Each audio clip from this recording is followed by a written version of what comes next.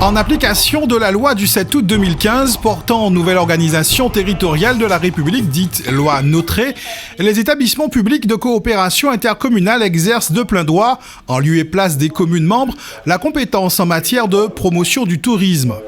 La communauté d'agglomération Cap Excellence est engagée vers une stratégie visant à structurer, organiser et promouvoir économiquement les atouts touristiques de son territoire, tel que prévu dans son PASEC, le plan d'action stratégique économique communautaire pour la période de 2015-2020. Cette démarche a été renforcée par ces dispositions de la loi Notré qui lui a transféré ses nouvelles compétences. La compétence touristique a été transférée à Cap Excellence depuis le 1er janvier 2017. Ça veut dire que les villes Pointe-à-Pitre, Abîme et Bémao perdent une compétence qui est la promotion du tourisme. C'est la promotion du tourisme qui est transférée à Cap Excellence. Alors il n'y a pas spécialement pour l'instant de gouvernance puisque c'est le conseil communautaire qui acte les décisions, la stratégie mise en place pour la politique touristique. Par contre, la loi Notré a demandé également la création de l'OTI, un office du tourisme intercommunal, et ce sera cette entité-là qui va porter la politique touristique, en tout cas la promotion du tourisme au niveau de Cap Excellence. Et parmi les outils de promotion du tourisme, le dispositif d'agent mobile d'information touristique, mis en place en 2008 à l'initiative de la ville de Pointe-à-Pitre, est porté depuis 2016 par Cap Excellence. Les AMIT sont des agents d'information touristique mobile dédiés à l'accueil, l'information, l'orientation, le conseil et l'accompagnement des touristes et des croisiéristes durant les escales. Good morning. Hello. Hello. How are you? How are you doing? Hello, not too bad, thank you very much. We're managing. We are here for some information. Do you need some information? Well, I've got it all. Two young ladies give us this and give us that book. I'm going to walk around. Yes. Toute la semaine, une vingtaine d'AMIT sillonnent ainsi les artères du centre-ville de Pointe-à-Pitre. Les agents mobiles d'information touristique sont répartis sur 5 zones différentes. Le terminal de croisière, là où débarquent les croisiéristes. La rue Achironnet-Boisneuf, c'est l'une des voies principales qu'ils empruntent. Le marché aux épices, la rue Frébeau et la place de la Victoire. Nous disposons les AMIT sur ces zones de manière à ce qu'ils puissent être en contact direct avec le croisiériste ou tout autre touriste et ainsi que la population. Ouais. Oui, c'est là. Oui, continuez à allonger. Ouais, c'est bon. Comme ça, et ils sont très accueillants. Un métropole, il faut qu'il prenne exemple pour nous accueillir. Très bien. Martinique et Guadeloupe, super. Ouais. C'est le conseil, c'est l'avion. Comité d'agglomération. Voilà, le Cap Excellence. Voilà. Les agents mobiles d'information touristique sont sur le terrain pour répondre à des attentes bien spécifiques. Le touriste, quand il arrive, il veut savoir quels sont les points clés à voir, les points d'intérêt. Au sein de la ville de Pointe-à-Pitre, vu que nous sommes basés ici, il y a pas mal de choses à voir, mais pas seulement. Ils veulent aussi savoir ce qu'il y a sur la communauté d'agglomération et aussi quelle direction prendre pour aller vers les zones touristiques de la Guadeloupe. Donc nous sommes là pour répondre à leurs attentes à ce niveau et servir aussi d'intermédiaire avec les citoyens.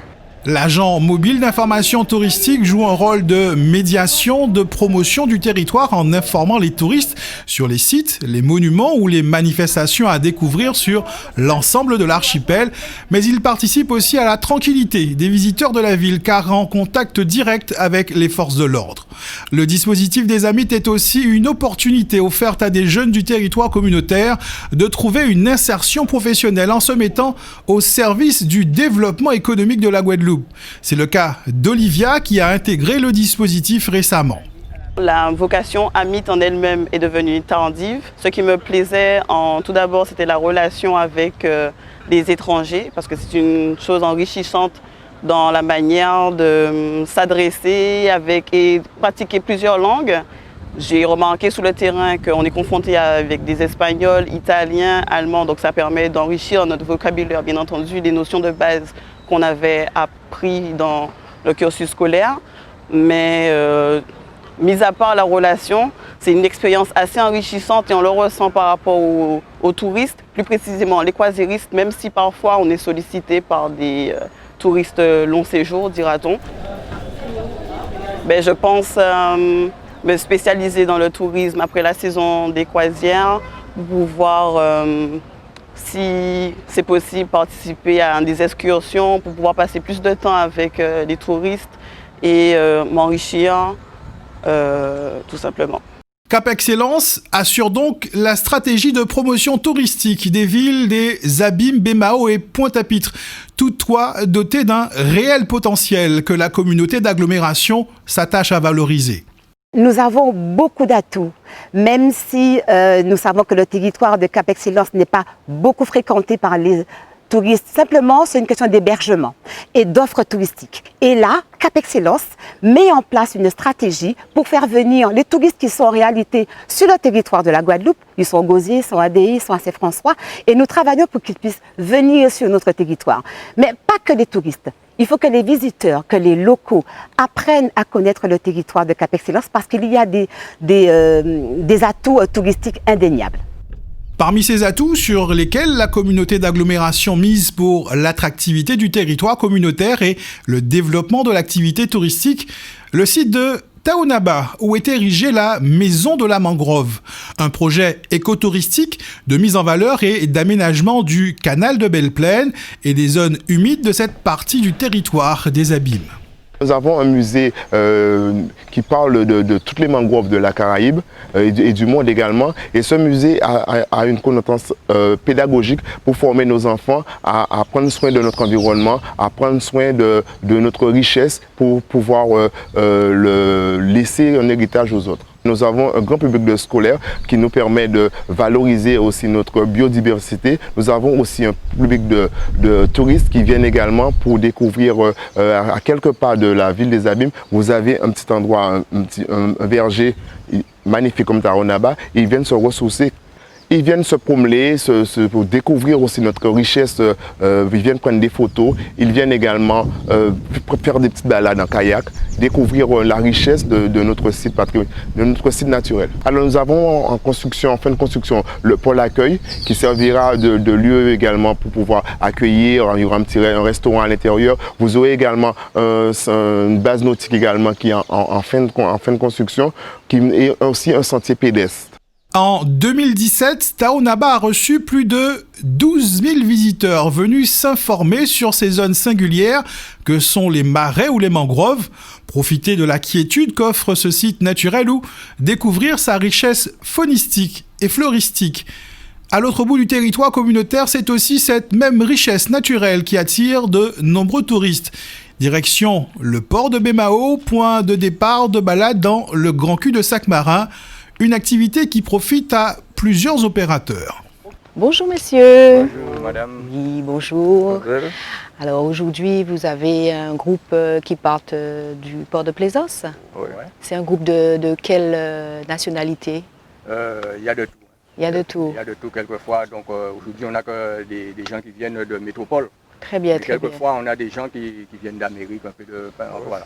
Et ils sont friands, ils aiment cette sortie? Beaucoup, ça, oui, ça... Ouais. Ils apprécient? Ils apprécient beaucoup, ouais. Voilà, c'est vraiment un autre pan, une autre découverte de la Guadeloupe par la mer. Exactement, c'est ça, voilà. Donc effectivement, on a sur le port de Bémao un armateur qui fait la visite. Et c'est vrai que beaucoup de gens ne le savent pas, mais depuis le Grand Cul de Sac-Marin, on peut visiter en fait toute la côte, depuis je crois la rivière Salée jusqu'à Grand Cul de Sac-Marin, tout ça, les mangroves et voilà, tout ça. Mangroves et l'îlet de Carrette. L'îlet Carrette, effectivement. C'est ça. Très bien. Ouais. Eh bien, merci messieurs et puis bonne journée à vous. À vous aussi. Okay. Nous avons le port avec les croisiéristes, nous avons l'aéroport avec les touristes et nous accompagnons, nous travaillons de plus en plus avec les acteurs économiques qui sont sur les territoires de Cap Excellence. Alors c'est tout un travail qui se fait puisque bon, bien sûr la compétence est transférée depuis très peu de temps, mais nous sommes en lien, les équipes accompagnées donc des élus travaillent pour que les acteurs économiques puissent vendre des produits qui soient achetés, aimés et par les touristes qui viennent sur notre territoire. Ça peut être un produit, comment dire, ça peut être une action culturelle, ça peut être une animation, ça peut être un festival, ça peut être un produit tel qu'un bijou. Voilà, on a un tourisme pluriel qui intéresse tout type de touristes. Et c'est ça notre, je dirais, notre richesse et notre diversité sur le territoire de Cap Excellence, contrairement à d'autres territoires. Alors, j'ai oublié de citer notre atout touristique au niveau de la nature, puisque là, je suis à Taonaba, vous voyez derrière moi ce paysage extraordinaire. Ce sont tous ces produits touristiques que nous mettrons en valeur. Et d'ailleurs, les acteurs économiques, eh bien, nous les avons approchés pour qu'ils puissent créer des balades, des randonnées. C'est le choix fait dans la ville de Bemao qui s'est tournée vers la mer. Chaque jour, le port de Plaisance accueille plusieurs dizaines de touristes pour le départ de visite en bateau de la Mangrove et des îlets Fajou et Carrette. Sur ce site sont proposées des visites de la Mangrove, du Grand Cul de Sac-Marin, des îlets du Grand Cul de Sac-Marin, parce qu'il faut savoir qu'en face de la baie de Mao, nous avons l'îlet Fajou. L'îlet Fajou qui est aussi une réserve naturelle pour la ponte des tortues, des oiseaux migrateurs. Et ensuite, après, ils vont vers les îlets plus du sud, au niveau de l'îlet Carrette et la grande rivière à Goyave. Donc vous êtes sur l'île. L'île, c'est le bateau rouge qui est au milieu du ponton. Voilà, vous pouvez y aller. Jean-Luc, votre capitaine vous attend. Nous avons des touristes locaux, évidemment, hein, et aussi des touristes étrangers qui viennent d'un peu partout du monde, hein, de la France, des États-Unis. Et ils apprécient beaucoup cette activité puisque c'est une autre façon de découvrir la Guadeloupe par la mer et aussi, surtout, il y a l'aspect historique du site qui est aussi valorisé par les armateurs sur la baie. C'est un site qui est remarquable parce qu'il faut savoir que Bemao, l'entrée en fait de Bemao se faisait par la mer avec les gabarres, hein, dont le nom du pont de la Gabarre, avec les gabarres qui venaient sur le site emmener de la marchandise, du bois également pour l'ancienne centrale électrique qui se trouve aussi sur ce site-là. La friche industrielle de Bemao abrite en effet les vestiges de l'usine de la Scodel, la toute première unité de production d'électricité de la Guadeloupe construite dans les années 30. Un pan de l'histoire de l'archipel qui est mis ici en valeur, tout comme d'autres sur le territoire de Cap Excellence, qui a choisi de baser son développement touristique sur le tourisme de mémoire. Nous travaillons d'abord par la réhabilitation de certains de nos sites, comme par exemple la friche qui est à Bemao. Nous avons des bâtiments halitueux sur le territoire de Cap Excellence qui sont nombreux. Donc on peut rappeler l'histoire d'Aliture, cet architecte français qui est venu reconstruire un peu la Guadeloupe après le cyclone de 1928. Nous avons le MACT qui est reconnu de manière nationale, mondiale. Et nous avons tous les sites touristiques, le banc de la mémoire, je veux parler de Bemao également, de l'église de Bemao qui a été construite par Aliture. Nous avons également le rond-point de Monsoso et à Pointe-à-Pitre, nous avons le marché aux épices, mais nous avons aussi cette entité, cette authenticité culturelle que l'on ne retrouve pas ailleurs. Il faut savoir vendre le produit, vendre le territoire avec une marque territoriale, bien sûr. Donc nous avons Cap Carnaval qui est une marque, mais il y a l'autre marque aussi qui est importante, c'est le tourisme mémoriel. Le tourisme mémoriel, voilà un produit qui fait des émules, qui emmène beaucoup de touristes et de locaux. Et je crois que cette marque territoriale conviendrait très bien à Cap Excellence.